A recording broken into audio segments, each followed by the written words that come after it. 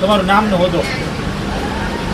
પરેશભાઈ દુર્લભજીભાઈ રૂપારેલિયા, વિશ્વ હિન્દુ પરિષદ સૌરાષ્ટ્ર પ્રાંત શું કહેશો? આવતીકાલે રામનવમી છે ત્યારે કઈ પ્રકારનું આખું આયોજન છે તે રાજકોટમાં કરવામાં આવ્યું છે રામનવમી?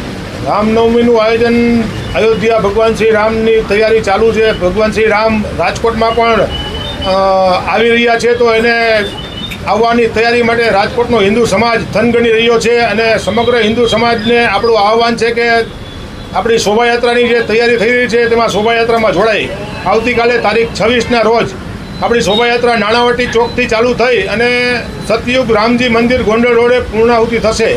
તો સમગ્ર હિન્દુ સમાજ એમાં જોડાય તેવું એમનું આપણું આહવાન છે. કેટલા વાગ્યા શોભાયાત્રા શરૂ થવાની છે? મુખ્ય શોભાયાત્રામાં શું થીમ કઈ પ્રકારની છે? થીમ આપણી હમ સબ હિન્દુ ભાઈ ભાઈ જાત પાત કી કરો વિદાય, એટલે કે સમગ્ર હિન્દુ સમાજ એક થાય તેના માટેની આપણી થીમ છે આ વખતે. અને આપણી આ રથયાત્રાનું લીલી ઝંડી આપવા માટે આપણે વાલ્મીકી સમાજને આપણે બોલાવવાના છીએ. વાલ્મીકી સમાજ લીલી ઝંડી આપી અને સમરસતાનું ઉદાહરણ પૂરું પાડી અને રથયાત્રાને આગળ વધારશે.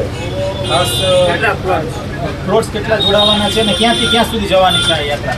યાત્રા નાણાવટી ચોકથી ચાલુ થઈ રાજકોટના બધા વિવિધ રોડ ઉપર થઈને ગોંડલ રોડે પૂર્ણાહુતિ થશે અને રાજકોટ પ્લોટ્સ લગભગ 25થી લઈને 50 લગીના પ્લોટ્સ એમાં જોડાવાના છે વિવિધ સંસ્થાઓના.